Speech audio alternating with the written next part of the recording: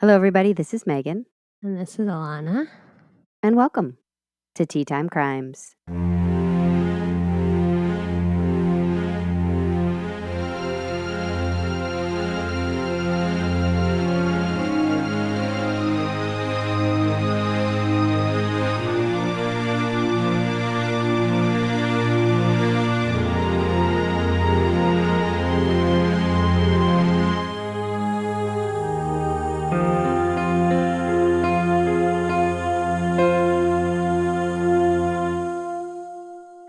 Man, way to do that intro more than once. That's on me. Sorry. No, it makes it more fun, in my opinion. Yeah, I love a blooper reel. How you doing? What's up? Just living the life. How are you? Doing great. Middle of the week, off our normal recording schedule, but we're here for you. We're going to put out an episode for sure, and I think you're going to have feelings about it, which I always enjoy. So, Okay. do you want to kick us off with a tea then, or and get right into it, or do you have anything exciting? Okay. I don't got nothing exciting. All right. If you're new, by the way, welcome. Alana does her tea review at the top, and then I introduce Not the bottom. I introduce the crime. Today's tea is brought to you by Weeds. Excuse me? It's a brand. It's not what you're thinking. Is it though? It is Weeds. And it is called Goodbye Anxiety. It's sounding more and more like what I'm thinking. I honestly wish. I do feel stressed out, so I thought this would be a great one. And it's also non-caffeinated because we're recording at night, and that's the last thing I need, just to be vibing all night. Right. This herbal blend incorporates soul-soothing herbs for handling daily stress and emotional support. Softly minty. I don't love that. Delicately floral with a bit of tanginess from the hibiscus flowers. This blend is the perfect afternoon evening retreat from your busy day. You invited that tea and tang in really hard. Yeah, I gotta go all the way. I'm really having a problem with the phrase softly minty. Me too. It doesn't work. It gave me a visceral reaction. I feel like this is translated from another language. I can see the back of the bag. It looks like the weed I'm thinking of.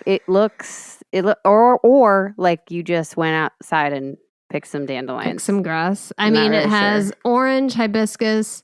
Oh, fuck. I didn't fucking read that. Rooibos tea. You hate? I didn't even look. I was like, oh, yeah. It's because I have boxes. Yeah. Now I did a whole setup. Oh. And it's in my We'd love some updates. Uncaffeinated box with no caffeine. So I was like, oh, grab it. But I thought I cleared out the rooibos. Oh, here it is. I dumped it all on my rugby mates, the ones I don't like. Oh my gosh. Rugby mates, I hope you're not listening. No. The tea I don't like. If you got a tea from Alana, she doesn't like you. No. The tea I don't like to a rugby teammate I do like. To people who like it, yes, whom you also like. I think it's here to teach you something. You're encountering this obstacle again in the universe. Just put this on your path. Yeah, and sometimes if it's blended, listen to all these ingredients. The other ones might be strong enough. Peppermint leaves, licorice, lemon balm, lavender, passion flowers, milk thistle, and marigold flowers. You know, you can get cow thistle, milk thistle, and eat it.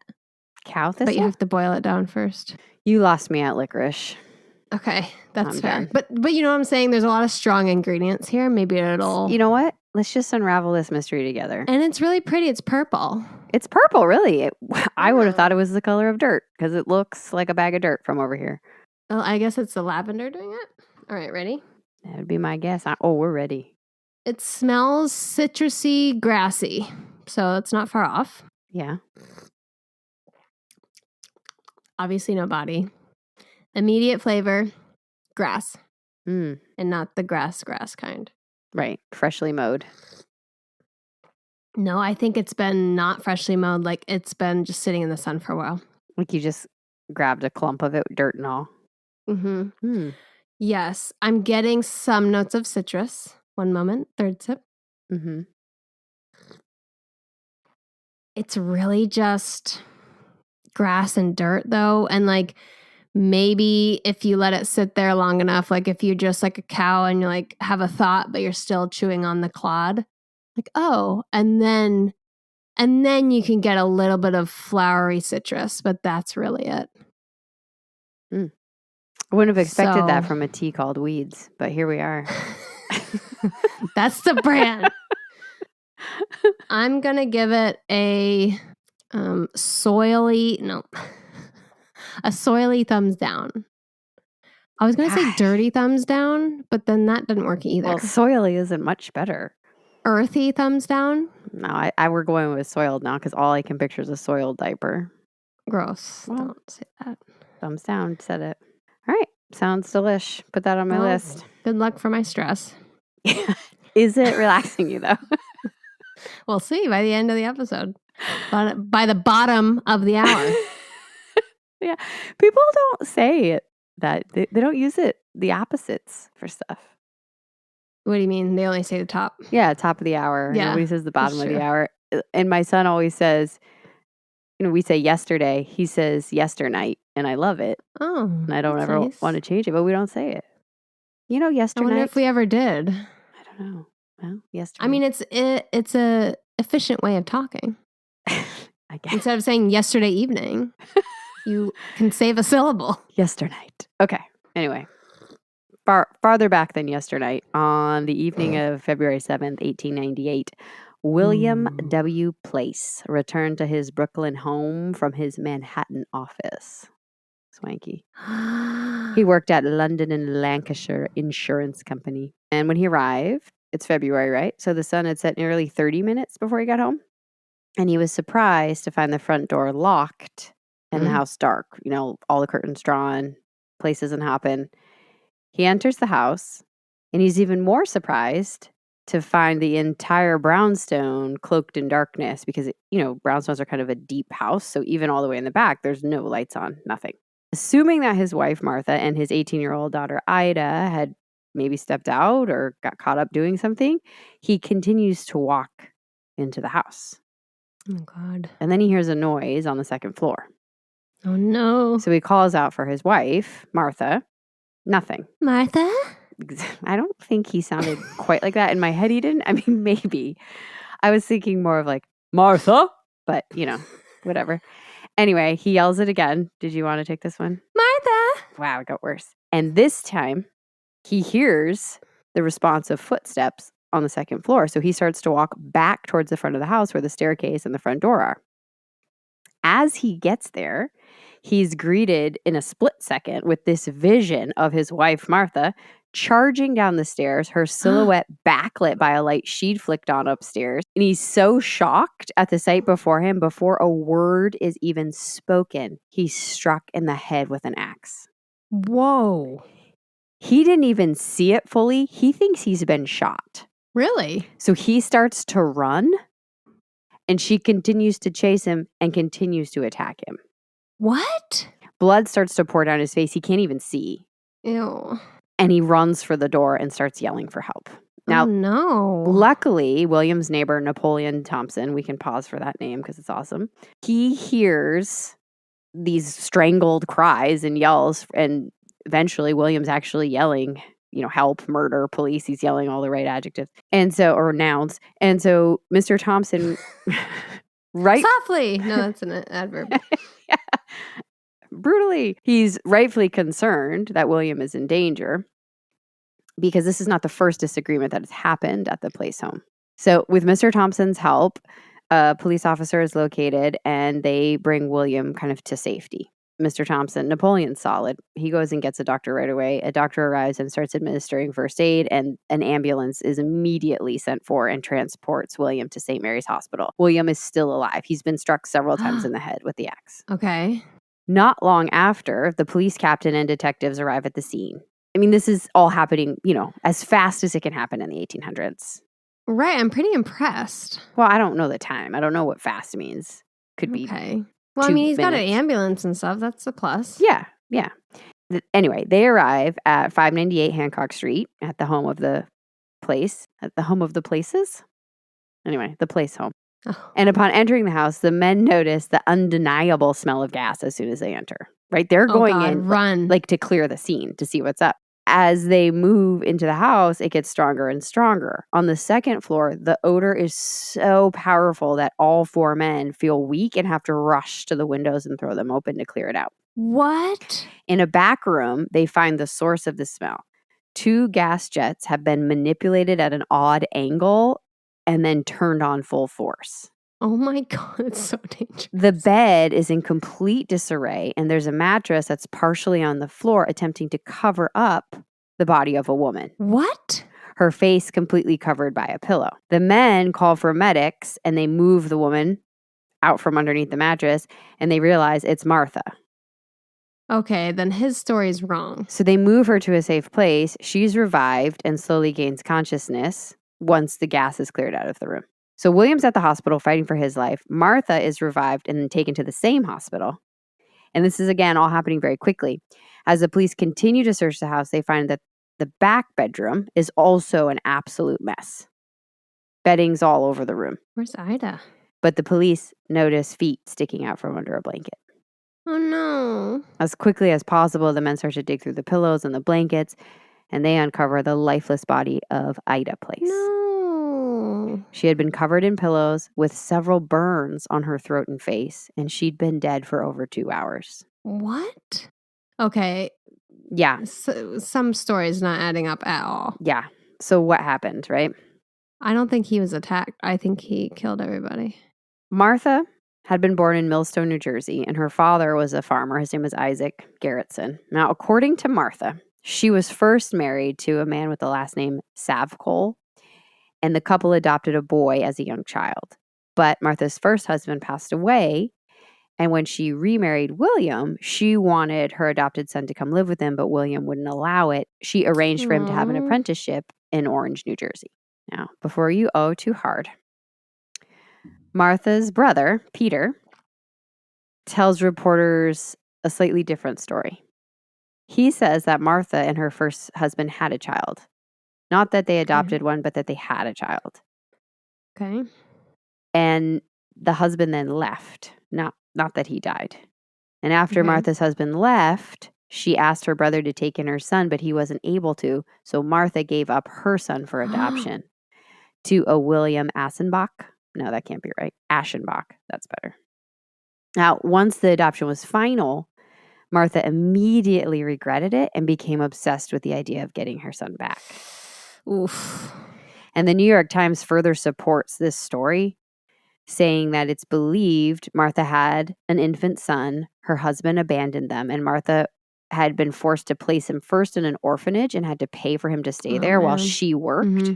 She was a seamstress. This went on for a year or so before she was able to have her son come live with her. But then she had to bring her son to work with her, and people started complaining. And this is when Martha felt she needed to find her son a permanent home. And she visited as often as she could, but after a while, the Aschenbachs refused to let her visit because they said it was confusing for the boy who was becoming attached to his adopted mother. Oh, man. That's rough. More likely the truth. Now, Martha's brother, Peter, also said that at the age of 23, Martha had been in a sledding accident. Sledding? Mm-hmm. Like on a hill, sliding in the snow. Mm-hmm. And suffered a serious head injury. And he said she was never the same after that. That's scary. Yeah. People get head injuries all the time. I know.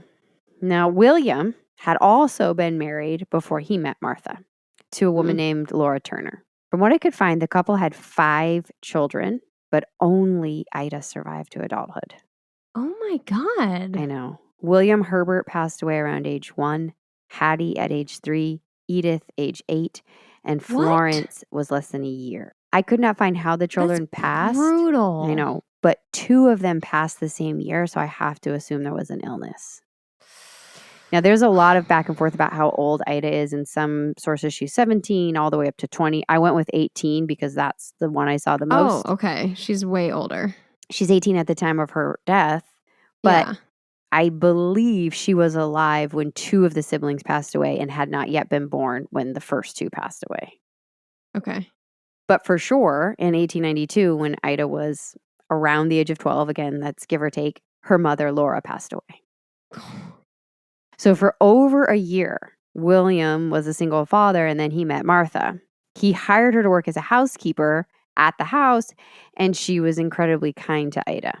Within a few months, he announced, much to the dismay of his family, that Martha would become Mrs. Place. And at first, everybody seemed to get along, but within a very short amount of time, Martha became increasingly jealous of Ida, constantly saying that William preferred Ida over her. She's his daughter, so. Right. In the fall of 1896, the first signs of violence go on record when Martha was arrested during a domestic dispute. Uh-oh. Now, from what I could gather, William had proceeded with pressing charges and stated that Martha had threatened to kill both him and Ida.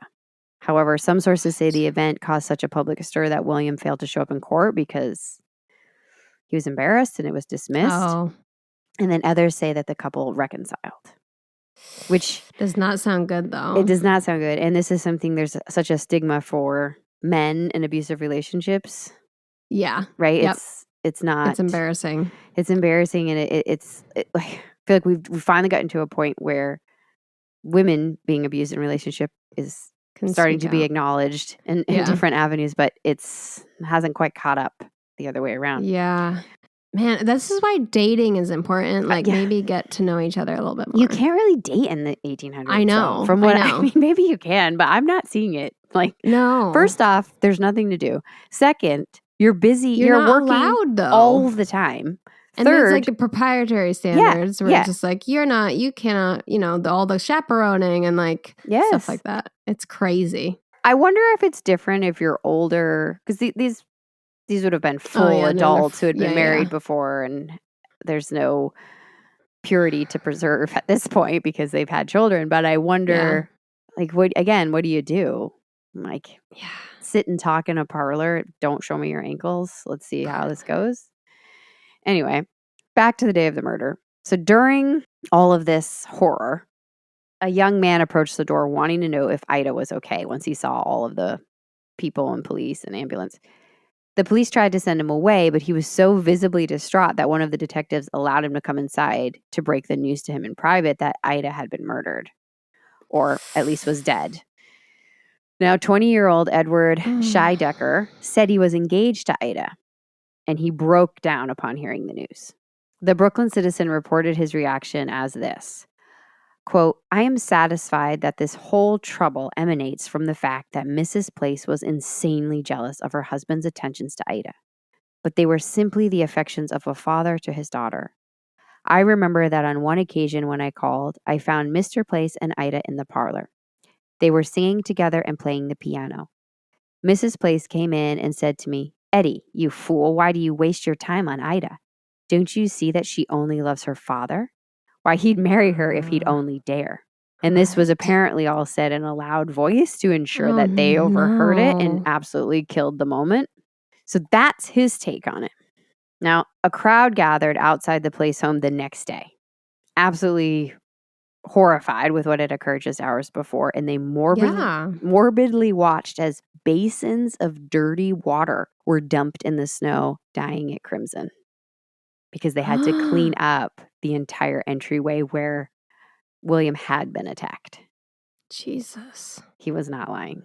Ida's body, I believe, remained in the home during all this, while her father and stepmother were in the hospital. Besides the entryway where Mr. Place had been attacked, most of the downstairs remained untouched. The table had even been set for lunch, and the family's fox terrier was hiding underneath the dining room table with her new puppies. What? That's a lot going on. It's a lot. But the entryway stressful puppy. And the bedrooms, those were the only, everything else was perfectly set up as if life was about to happen in there. The morning after the murder and attack occurred, Martha tried to escape from St. Mary's Hospital, the same hospital where William is fighting for his life. Yeah. Surgeons had to drill a hole in William's skull. It's a procedure called trepanation, and that was used at that time either to relieve pressure from swelling of the brain or to release evil spirits. In William's case, it was the pressure. They still do they do forms of this it still. Yeah. They refrained from telling him the news of Ida because they wanted to wait to see if he was going to survive. I mean, yeah. Yeah, can you imagine like having to make the choice That's of brutal. if this man doesn't live for more than a few days, I don't want him to ever have to know a world in which Yeah. his daughter is dead. Yeah. Martha was under constant watch, so she barely made it anywhere. She basically got to the door and the policeman just was like, "No." He's like, he just reached Go out. back. He just reached out his arm and was like, "You can't do that." And then they ended up giving her a shot of morphine to sedate her. Mm. Now, this helped make her docile, but police have been hoping to question her. So Oh, no. she's a little loopy for a bit. The only thing they can make out at first is that, yes, she attacked William. No, she did not kill Ida. That's all she's saying they can understand. Okay. From the hospital, Martha was then taken to the police station. This is later on because they had to give the medicine some time to work out of her system. And she gave an official statement to the police. She now admitted to more than just attacking William, but still not a full confession. So the New York Times printed the following statement from her. "I struck my husband because I was afraid he was going to attack me. In the morning, we had a violent quarrel, and I thought he would probably renew it. His daughter sided with him as she usually did and slammed in my face the door of her room where I went to speak to her. This made me feel mad. So I got some acid from my husband's desk and threw it in her face. Whoa. After that, I didn't see her during the afternoon. I was fixing the furnace in the cellar when I saw the axe lying close by. It occurred to me that it would be very useful in case of trouble. So I took it upstairs with me. My husband came in afterward and I struck him with it. That is all there is to it." She's scary. Very, very scary. She also admitted that she had consumed several glasses of alcohol that day, whiskey and wine. Oh, throwing it out there. Never mix them. Whiskey and wine sounds like a country song. Now, given the evidence that they have so far, it seems wildly unlikely to the police that she did not kill Ida, because what are the odds that you threw acid in somebody's face, attacked your husband with an axe, and then somebody else just happened to swing by on the same day? But still, they're trying to gather a strong case, and they call her bluff. They take her back to the house to show her Ida's body, which is still at the crime scene.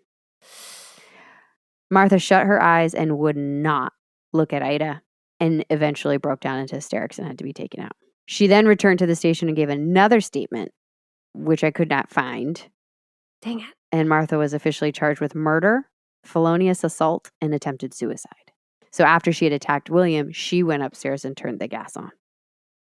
And that killed? No, on herself. Ida had already been dead. Through acid? Well, we'll get there. Okay. As I mentioned, police are gathering evidence, right? Because they want to prove beyond a reasonable doubt that Martha committed both crimes. It's not just the fact that she was at the scene of the crime. Police also found the axe used on William. She'd thrown it out a window and it was in the snow. They also discovered that Martha had sent their domestic servant out for the entire afternoon, which was unusual. Thank God. And then she had shipped a trunk to New Brunswick, New Jersey. Clothes, not bodies. No, not clothes. An actual suitcase trunk. You've scarred me. I know. She had sent it express, and one of the theories is that something happened to the ticket that she needed for it, which was why she was still at the house when William returned. Oh, interesting. So the working theory is that Martha planned to kill Ida, so that's first-degree murder, and she then was going to run away, but had not planned to kill her husband, and he came home. But that's she just lost her mind? Working theory. He kind of like surprised her. But I don't know if I believe that. So just a few days after the murder, mail arrived at Peter Garrettson's house. That's Martha's brother. Containing a key to the trunk that was now sitting at a train station in New Jersey, unclaimed, and 2 bank books, the baggage ticket for the trunk, and 5 separate letters, which seems weird. 3 of the notes were to Grace Garrettson, which is Martha's niece. They all had varying instructions to use the money that was in the bank books and to share some of it with Martha's Martha's son, who'd been adopted. Yeah. The other 2 notes were for her brother Peter, really with the same information, telling him to use the money and to let her son live with them once he was 21 and released. I think because he's in the apprenticeship, apparently. The bank book said to show a total of $1,287.66, which would be close to $50,000. Wow. Today. And she'd also enclosed $25 in cash. Wow. Yeah. That same evening, the trunk was opened at the station. So here are the following items. several silk gowns, an opera cloak, a sealskin cloak, a lot of underwear, several pairs of shoes, pairs of slippers, a few rings, including a diamond ring, a gold watch, a brooch, and several photographs of Martha and Ida, which I thought was very weird. She creeps me out. That same day on February 10th, Ida Place was buried in Cypress Hill Cemetery. Apparently, the newspaper said Martha refused to go. I wouldn't think she'd have been invited. Yeah. No. Also, the fiancé, Edward Scheidecker, was said to not have been allowed to attend because Ida's uncles claimed that the engagement was not true and that they had just been friends. Or he didn't like him. So I don't know how much you can put on Edward's previous statement. I don't know who's telling the truth here. Jeez.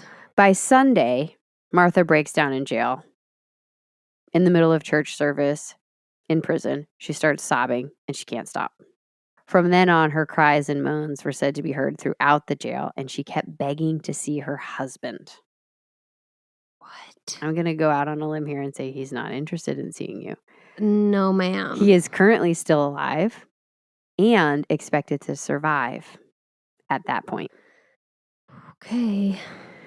Now, obviously, even if he wanted to, William is not well enough to see her at that point in time, but police are not telling her no because they're thinking there might be a world in which William has to come and get a full confession from Martha if they can't find enough evidence.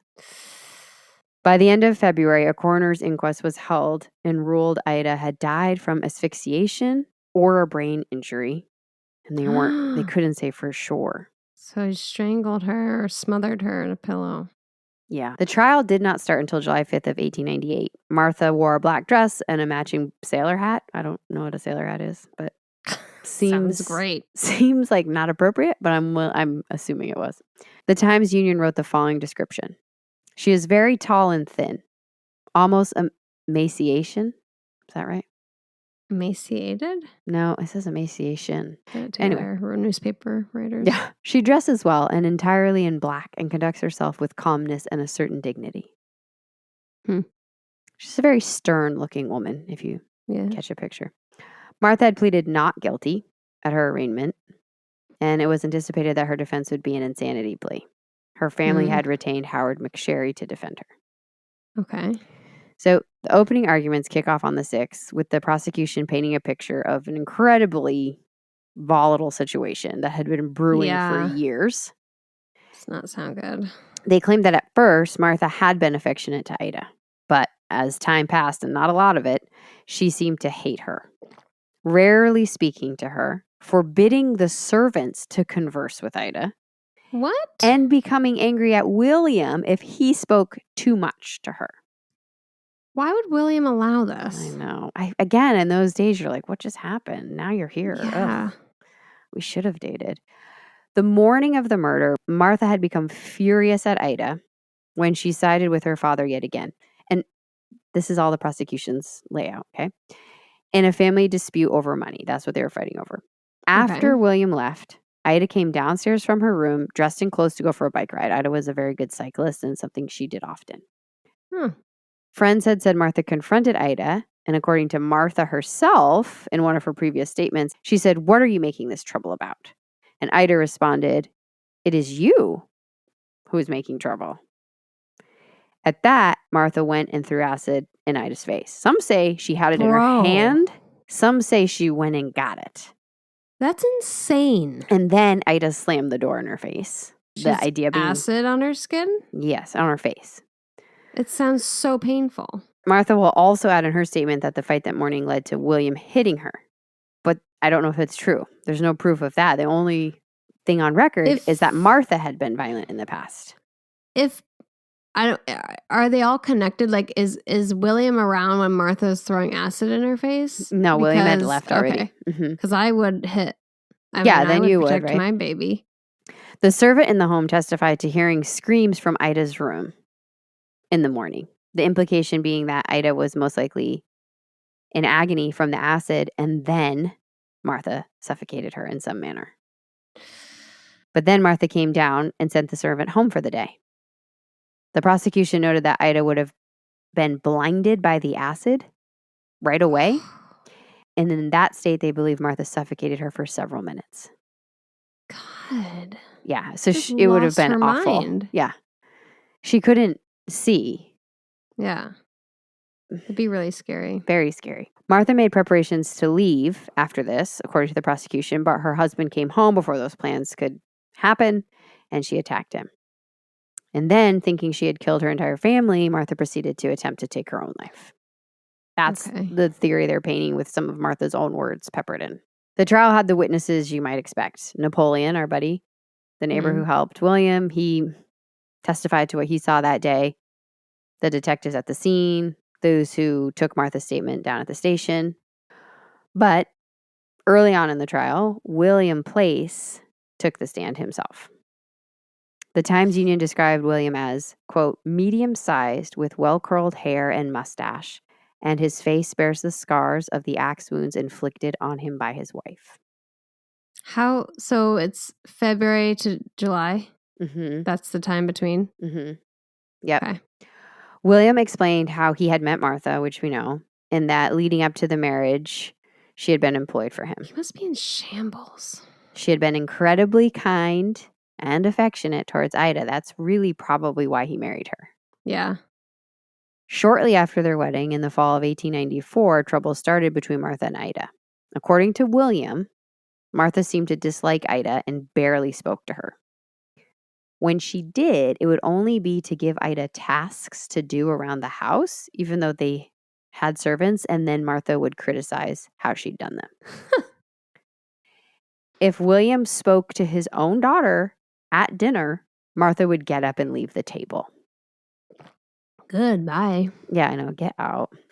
When William found Martha maniacally chasing Ida through the house one day, he sent his daughter away for 6 weeks until the couple could reconcile. Wow. Mm-hmm. Now, when a reconciliation seemed to happen, Ida returned, but nothing was truly improved. According to William, Martha repeatedly told him to keep Ida out of her way as a threat. And Martha would set up scenarios to fight about. So, for example, she'd back out of a family outing, and then when William and Ida went anyway, she'd blame them for excluding her. Bro, super crazy. Yeah. Yikes. I can't deal with that. So after supplying some background, William explained that the fight that had been going on that morning had started on Saturday. Martha had asked William what the paper said was her monthly allowance. She'd asked for it. William had refused to give Martha the money because he needed it to pay off debts that she'd incurred already by charging things that month. Oh my God. The following day on Sunday, Martha asked again. And again, William refused. Monday morning, the Place family sat down, ate breakfast together in pretty much silence. Nobody's allowed to talk to each other. Exactly.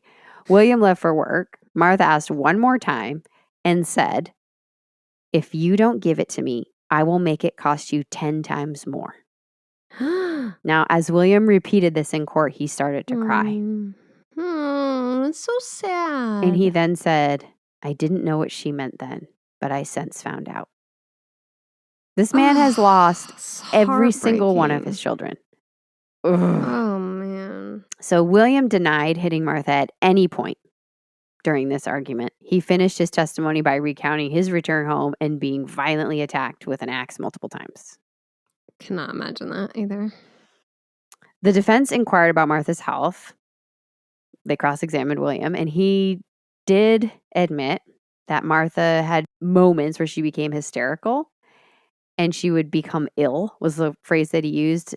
I think he would describe it as headaches, and then she would sit in an upright position and stare for a long time. So it's creepy as all get out. I don't know what that is medically, but it doesn't sound right. And it ties me back to Peter saying that Martha had never been the same since that serious traumatic brain injury, which is something that we know can absolutely change a person. Sometimes for the better, sometimes not. Ugh. The other witnesses that were called, a woman named Sarah McCraven testified that Martha gave her own bike and said she was leaving William that day. So I don't really know what's going on there. Medical testimony was given, and it was again confirmed that Ida had been blind at the time of her death. And they officially decided that the cause of death was suffocation. The contusions on the skull were present, but they believed that they were not the cause of death. Acid that's used for developing photography at that time period is believed to have been what was thrown in Ida's face. It was kept in the house. William was an amateur photographer. Okay, so that acid had been found in the house and on Ida. And Martha's lawyers tried to capitalize on the fact that the cause of death seemed to go between suffocation and asphyxiation. And their argument was suffocation did not always mean violence. And they moved for a dismissal. Okay, sweetie. That's basically what the judge said. They were like, okay, this isn't a drunk person who fell asleep into a pillow. This is a 18-year-old in the middle of the day who had acid thrown on her and then happened to different. So they said, no thanks. So the defense has to continue, right? They have to present their case, which was Martha did not murder Ida. That's their whole, they're like, nope. All they would say is you can't, she's not on trial for the assault of Mr. Place. We are only here on trial to see if she murdered Ida. I hate when they do that. They do that all the time with stuff like this. I know they do, but it's like, okay, if they happened at different times or even in different locations, sure. But they literally happened in the same house on the same day. I know. It says a little something. To be charged. I know, right? Like, should be some kind of connection. Anyway, Martha takes the stand. She takes an oath, kisses the Bible, and she gives her version of events, okay? On the morning of the murder, after breakfast, Martha asked William for money because she needed to purchase a few things in town. He said no. Martha left the house and returned shortly to find Ida reading. The two started to bicker, and Ida said she was going to leave the house forever. Good. And then asked if Martha had managed to get any money from her father. Martha said something to the effect of, that's none of your business, and Ida threw a book at her. According to Martha, Martha then went upstairs to pack her things, thinking it was best if she would leave instead of Ida. Permanently. But she started to feel a headache forming. So she mixed some salts, and Ida appeared again and told Martha, I'm the one that's leaving. The women yelled at each other. Martha threw the salts in Ida's face. She denies ever saying she threw acid in Ida's face, which is the original statement that the police reported. She says she never said that. Ida slammed the door. It's recorded. In Martha's face. And she said she didn't see Ida again. Since she was leaving, she paid the maid and sent her home. Her trunk was picked up at noon, and Martha planned to leave on the evening train.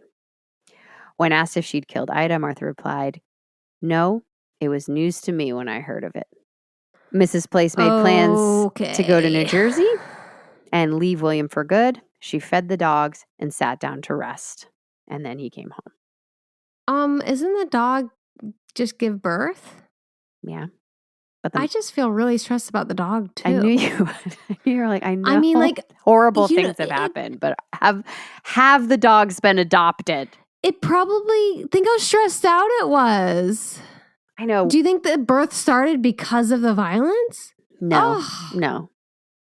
Really? No. It made it sound like the puppies had been there a minute. In the articles, yeah. This is Martha's story. I mean, we'll get into it more, but I have a lot of issues with it. The absolute odds that you would throw harmless salts in someone's face on the same day that an unknown assailant breaks in and throws acid on somebody's face and kills them, and then you attack your husband with an axe. It's not possible. No. It's just not possible. This is a joke. And also, even if you just want to entertain that crazy theory for a minute, the lack of emotion and upset over Ida being dead is so in your face. Because let's say you just suspend absolute belief for a moment and you're like, well, you didn't know she was dead, so you're finding out along with everybody. She's just like, yeah, I didn't know about it. There's no no emotion. Right? Like William was sobbing on the stand, recounting just that day. And she's just like, no, I hadn't heard it. No. So it's, Yeah. come on now. She's very off. So Martha's team calls up their own medical experts who, again, talk about suffocation versus asphyxiation and that you can't possibly know and all this stuff. In closing, the prosecution reiterated their belief that Martha threw acid in Ida's face and then violently strangled or suffocated her. The defense still claims Martha is innocent and continues to remind the jury that she's only on trial for Ida. You can't even think about the acts. Just because she swung an axe and tried to kill her husband doesn't mean she killed her stepdaughter, they said. I mean, it doesn't mean you didn't. I'll tell you that right now. It doesn't bode well. I wouldn't put it on my resume for not guilty. You know what I mean? Definitely not. Good Lord. Wow. The jury deliberated for under 3 hours before returning with the verdict on the afternoon of July 8th, 1898. Martha Place was found guilty of first-degree murder. Thank God. And the jury explained that they had taken so long not because they weren't sure of her guilt, but because they were just trying to debate which degree of murder to give her. Okay. Because in the state of New York at this time, first degree would mean death by electric chair. Oh, no. And up until this point, only 2 women have been sentenced to death by electric chair, but it hadn't happened.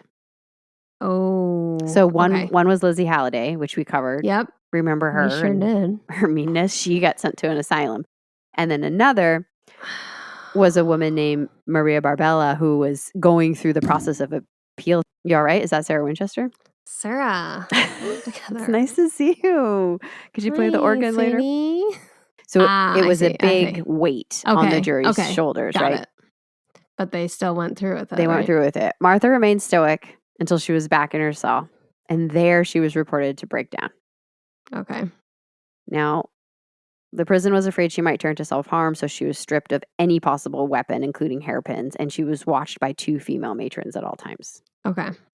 One of Martha's lawyers, Mr. Van Eiderstein, immediately started the motion for an appeal. And the Brooklyn Daily Eagle reported him as saying he had counted upon the aversion men would have to sentencing a woman to the electric chair. Yeah. In fact, Martha's team still thought the death penalty would be taken off the table by the judge because, again, this had never happened. Yeah. And I guess hanging's okay, but electric chair was too in their face. It's very strange to me. Just a few days later, Martha's sentencing took place. As Judge Heard began to speak, Martha started to cry. And he said, "After a fair and impartial trial in which you were most ably defended, you have been convicted of murder in the first degree, the penalty of which is death. The sentence of the court, therefore, is that within 10 days, the sheriff shall deliver you to the warden of Sing Sing prison, and that within the week of August 29th, you be put to death." So this is groundbreaking in the state. That's quick. Yeah, well, it never happens that way, right? Because they file. Martha broke down as the news was delivered, and she had to be supported, or else she was about to fall over. Okay. And the execution date was only a few weeks away, but that always becomes delayed due to appeals. Okay. In February of the following year, Martha's legal team made a plea to then Governor Teddy Roosevelt.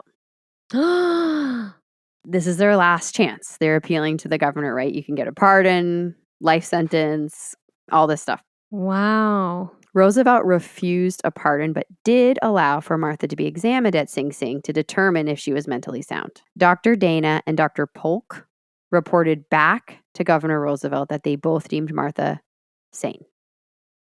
Wow. Roosevelt held the belief that only new evidence would change his mind now, despite the general public's plea not to execute a woman. The Buffalo Review reported, quote, "According to the belief of the governor, that sex should not be the cause for interference with the carrying out of a sentence." Yes, Teddy. I know. Proud of you. Roosevelt himself said, "The laws make no distinction of sex in such a crime." Good for you. I bet you'll get into big things in your career. I see a presidency in your future. He basically says, listen, this is a terrible situation. Honestly, reading what he wrote in the papers, it was pretty amazing. He has a lot of empathy and pretty progressive thoughts for what is at this time a very unpopular opinion. He was a very unique person in his time period. Okay, so he basically says it's a terrible situation. she was found guilty and found sane. And he gives the example of the only other death sentence that had been carried out during his term was for a man that had killed his wife. The man had also been found guilty on sufficient evidence. And he basically says, look, I didn't interfere then, so I can't now. Right. Unless new evidence comes to light. Yeah. Yeah.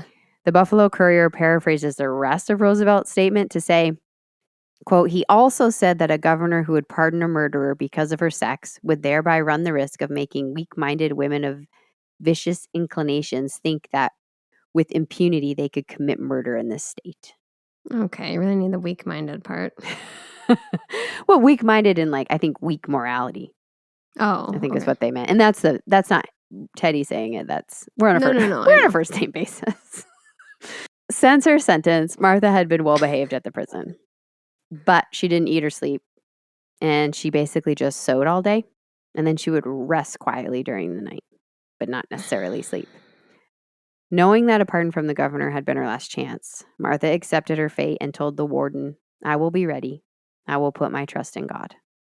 The day of her execution was not revealed beforehand because it was expected to be within a few days of Roosevelt's final ruling, and they didn't want the press to catch wind of it. So while in prison, Martha had written letters to William and her son. What did she dare to say? I know. All of which went unanswered. Good. And she had been anticipating a visit from her brother before her execution. That was the only person to come and visit her besides spiritual advisors. Dude, you fucked up. Yeah. Now, I would love to see what those letters said because somebody like her, I bet you it's not an apology. No. You know what I mean? It's an accusation. It's guilt. It's an I'm sorry, but in the whole letter, if it's even that. Now, because Martha is the first woman to face electrocution in the U.S., for real, right? The warden has a unique challenge. They've never done it, and they need to attach the electrodes to her head and her ankles. Martha has long, thick hair, and they don't know what to do with it. Shave it, I think. So they decide to shave a small part, put the electrode on, and then put the rest of her hair over it. They also want to protect her modesty because it's 1800s. So they cut slits in her dress so they can place the electrodes on her ankles. I know. Oh my God, it's her freaking ankles. I know. Usually when a prisoner is on death row, they are kept in a separate part of the prison. But Martha was not moved because there wasn't a woman's death row. Yeah. Instead, she had to walk through death row with other men who awaited the same fate. And I don't know if it was to block her view or to block their view, but they put curtains up. Okay. There was also a question as to whether Martha should be allowed female attendants. And I don't know if this is because a woman had just never been in the room or if they thought it was too gruesome for a woman to handle. I'm not sure. But Roosevelt wrote a letter to the warden of Sing Sing and backed up the superintendent's request that Martha be allowed a female attendant and a female doctor. Which again, I was like, wow. Yeah.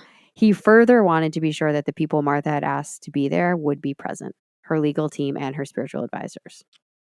Lastly, Roosevelt requested that the press be kept to an absolute minimum, ending his letter with this. I particularly desire that this solemn and painful act of justice shall not be made an excuse for that species of hideous sensationalism which is more demoralizing than anything else to the public mind. Very truly yours, Theodore Roosevelt. So he's like, give her what she needs. This is an awful act that we have to uphold. Yeah. Don't let this become a media sensation. Yeah. On the morning of March 20th, Martha Place was led to the electric chair. Although she was the first woman, she was the 26th prisoner sent to death in this manner. As Roosevelt had requested, a female attendant and a female physician were present. Both used their skirts to block the view of Martha's legs, but at one point, Martha's dress was pulled up to her knee, and the witnesses had this immodest moment, and it was written about in all the papers. Oh, boy. Only 12 witnesses were allowed to watch the execution. As Martha made her way into the death chamber, not really if you think about it, because it's like her lawyers, her priest, so there's only a few reporters. As Martha made her way into the death chamber, she was supported by the warden, although she remained composed. She was 5'10", so she was actually much taller than the warden, which kind of made for a funny scene as she's walking in. He's supporting her, this much shorter man. He helped her into the chair, and as she muttered her last words, "God help me." As the attendants prepared the electrodes, Martha sat quietly, gripping her prayer book. She died quietly. Her death was ruled instantaneous. She was buried in New Brunswick, New Jersey, where her family lived. In August of that same year, a short excerpt in the New York Times announced that William Place had remarried. Oh, good for him. 50 at the time, William secretly married 28-year-old Isabella May Reynolds. William died October 6, 1923 in Brooklyn at the age of 71. Jeez. Oof. What do you think? Awful. She's an awful, awful lady, but I feel like she's not sane. I know. I feel like she's not moments either. Of insanity. I feel like the head injury today, we might have more of a diagnosis for her. Yeah. It's scary that stuff can affect so hard. I'm seeing head injuries all the time. These stories are so interesting to me because there's so many dynamics that have changed. I don't know if Martha was hit by William. He denied it. She's not truthful. It's hard to say. She for sure was violent. Right? Yeah. And so there's that reverse domestic abuse. There's the fact that the public is just outraged just because you're doing something to a woman that is only reserved for a man. And people are having to say, hey, it's not fair to do it this way. And Roosevelt got a lot of crap for that. I bet he did. I can totally see that, but he totally did the right thing as well. I know, and I felt like impressive. I felt like he tried to not tried to get her off, but like made sure he looked into it as best he could. And at the time, she was deemed sane. I don't know how. Her behavior seems not balanced, like not sane. I don't know. It might just be moments of it, though. You know, she would be on oxygen snapped. It's one of those moments where she just... What's that? It's oh yeah, you don't know true crime. It's a documentary series on oxygen where it's called Snapped, and it's typically about women who are murderers, and usually it's kind of like they're living this normal life, and then one day they snap. It's kind of the premise. Ooh. I mean, she had some issues for sure. And it's also the everyday trauma that people in the 1800s are carrying around. Do you know what I mean? Both William and Martha came into this relationship with nothing but absolute grief behind them. William had lost 4 children and a wife already. Right. And that's just what we know of. Yeah, right? Exactly. Martha had to try and support her son. She'd been abandoned. Orphanages were terrible. She'd given him up for adoption, trying to do the right thing, and then regretted it the rest of her life. Right. Who knows how that affected her? Those things all change a person, and they both came into this relationship. Ugh. I think he was just looking for a mother for Ida, not a wife. Yeah. Necessarily. And I think you're right. That was the absolute opposite of what she wanted to be. Ugh. Just so bad. Yeah. And Ida is just... I know. Ida sounded, the little bits you could gather, she sounded, she loved to sing, she loved her dad, she loved to go out and cycle, she loved to read. She seemed like this really well-rounded young woman who people really enjoyed being around, and she was stuck in this house through her teenage years. I can't imagine. Martha kind of looks like the stepmother in Cinderella. That's what I think of every time I see a picture of her. Okay. That's kind of what she looks like. And so in my head, I think I've made Ida Cinderella. That's kind of how I picture Ida. Oh, okay. But it's like a much darker turn, obviously. Yeah. You know, there's a lot there that they can't get into in the 1800s. Like, you wouldn't even think of, well, where do we put the electrode when it goes on her ankle? It's absurd. Just like put the electrode on. Don't let people watch. I don't. Right. You know what I mean? Like, why do her lawyers need to see that? Like, what? I think that's for her comfort. like to have people Really? there on her side. Well, I don't know if there's a legal reason the lawyers need to be there, but her priest and Can you they're there see for her them? comfort. Yeah, they would watch it. No, but the person getting electrocuted can also see them. I think so. Okay. I thought so at that time because I thought that's why she was allowed to have her priest there. And anyway, yeah. Wow. So what are your last words? That's just brutal and really sad. One, dating is worth it. You know, you might think you find like the most perfect person, but stick it out a few months, maybe even a year before we get hitched. I mean, you know, sometimes it works out, but better to be safe, especially these days. Yeah. 2, God, I'm just thinking about the gas incident. It's like brutal as well. Ugh. Well, that was. Imagine somebody lit a fucking pipe or something, you know, as they all probably smoked back then. Yeah, I think it was so strong that they all immediately. Yeah, thank God. They all immediately knew. Oh, let's see. You know, Teddy Roosevelt, interesting guy. I'm not a super expert on him, but I know he did a lot of great things for like national parks as well. Just when you don't know anything and you're like, listen, I don't know a lot, but I love this about him. I really admire it. He's really into the outdoors and also makes me think of Robin Williams because he played him in Night Out Museum. What's it called? Night Out Museum. Night at the of the museum Museum with Ben Stiller. Oh, all right. Great movie. Robin Williams plays Teddy Roosevelt. And I miss Robin, and he's great. I thought you were going to say I miss Teddy Roosevelt. I mean, maybe. Yeah, it was really interesting to read Roosevelt's words, and yeah, you could tell he didn't want to do it. Is he FDR's uncle? Is he whose uncle? FDR. I know they're related, but it can't be his cousin. I don't know. I don't know the relationship. He didn't tell me.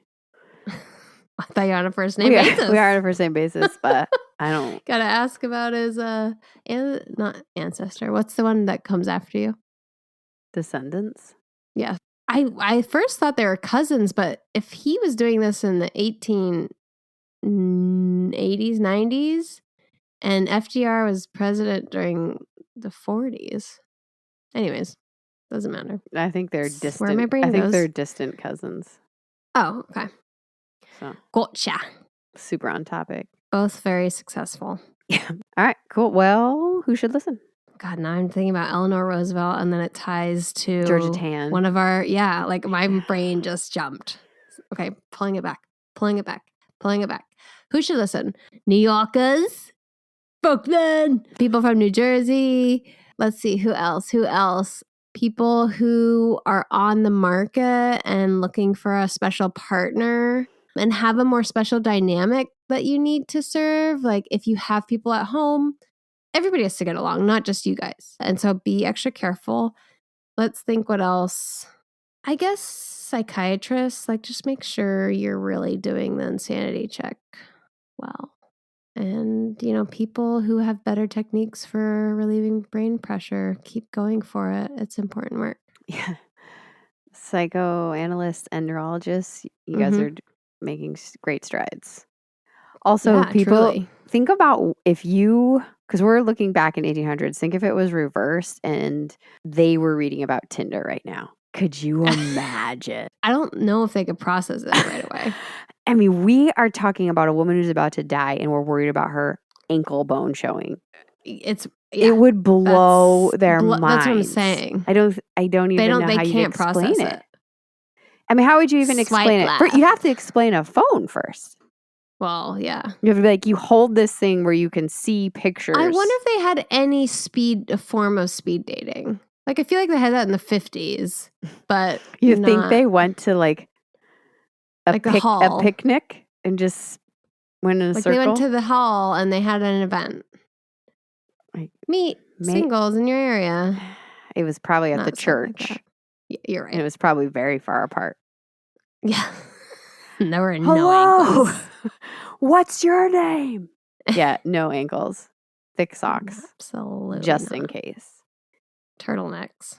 Obviously. I mean, they had the Victorian collars at this time. Ooh, yes. I would love to see that.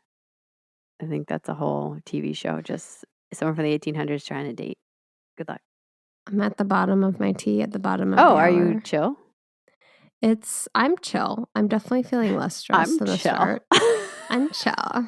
Is that my most SoCal moment? Yeah, it was. I'm chill. It was. And it's gotten more soily. Nothing like a dirt at the bottom of your cup. Literally. The best part of waking up. All right, well, you can find us on all the platforms at Tea Time Crime. Southern edition. You can email us at teatimecrimes@gmail.com. Send us recommendations for teas and crimes. And thank you so much for listening. Bye-bye. Ta-ta.